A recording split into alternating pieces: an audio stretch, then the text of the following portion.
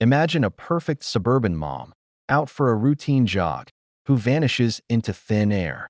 Her phone, earbuds, and strands of her long blonde hair are all that's left behind. This isn't the plot of a Hollywood thriller. It's the real-life story of Sherri Papini, a disappearance that captivated a nation and sparked a desperate, multi-state search. For 22 days, her family and community held their breath, plastering missing posters and pleading for her safe return. Then, on Thanksgiving morning, a battered and bruised Sherri reappeared on the side of a highway, 150 miles from home. She claimed she'd been abducted by two Hispanic women, held captive, branded, and tortured. The story was horrifying, a nightmare come to life. The public rallied around her, a symbol of survival.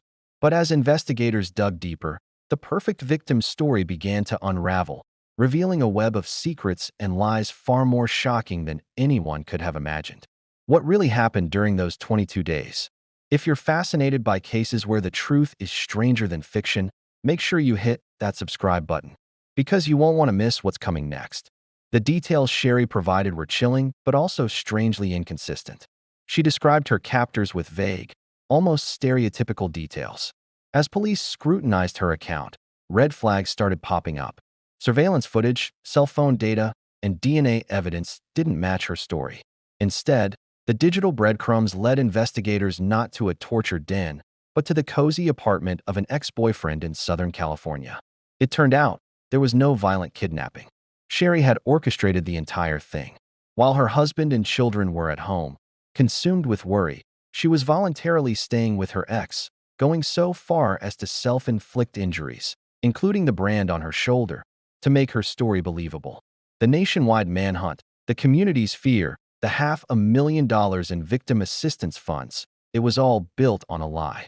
In 2022, Sherri Papini pleaded guilty to mail fraud and making false statements. She was sentenced to 18 months in prison, not for being a victim of a crime, but for being its architect. A story that began with a desperate search for a missing mom ended with a shocking betrayal, leaving everyone to ask, why? Thanks for watching.